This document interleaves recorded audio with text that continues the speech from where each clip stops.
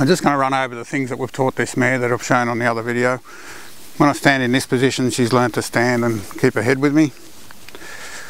When I stand here, she's learnt to stand and bring her head around, and that's the beginning of teaching her to bend in a circle. From there, I've taught her to, when I step back, to walk in a circle. Now from this circle, we can then ask her to go in a larger circle. So these circles are the beginning of everything we want to teach her. We want her to move forward in the circle. We're still after a nice bend in her body from a nose to a tail. And I can ask her to trot, trot, trot, trot. Again, want a nice forward, even trot. So we want her to move forward in the trot. Then if I wanted to canter, I can ask her to canter. So she hasn't been run around the fence and around yard.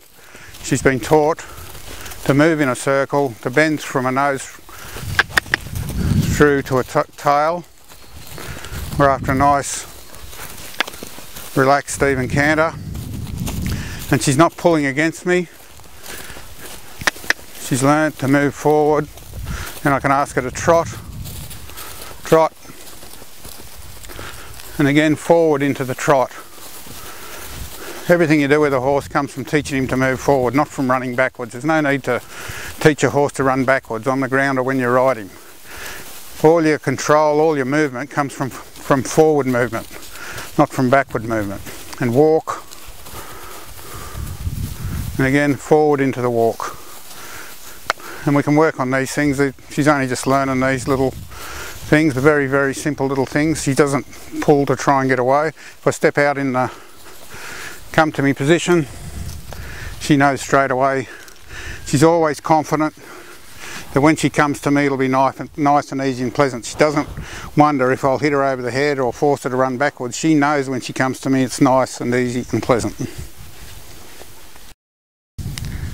Okay, I've taught her to stand and keep her head with me when I'm here. And again, when I'm here, she knows to stand, keep her head around, can't overdo the pleasantness. When I step back, I've taught her to move forward around me in a circle, looking for that nice bend, nice forward walk. And from there, I can ask her to trot, trot,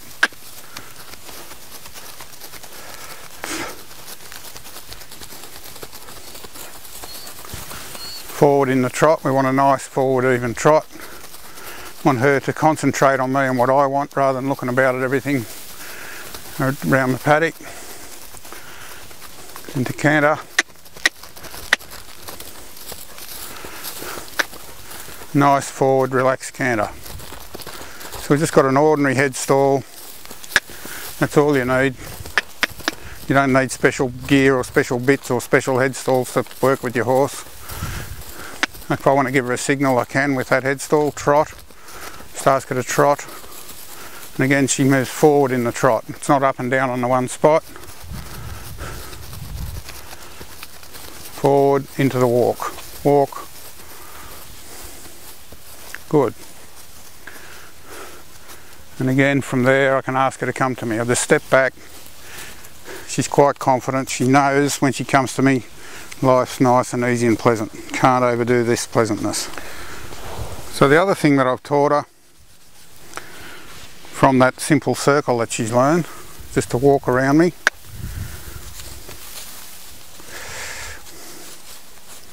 This circle forms the basis of everything you ever want to do. So I can then, from that circle, I can stop her front end from moving and ask her to move away from the stick. So it's a little bit of pressure from the stick. Ask her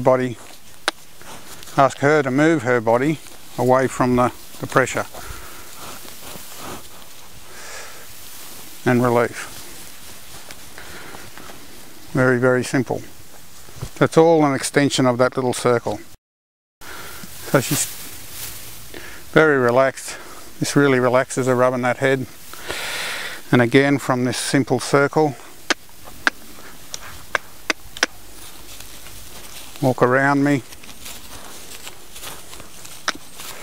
I can stop the front legs, ask her to move her body away from the pressure.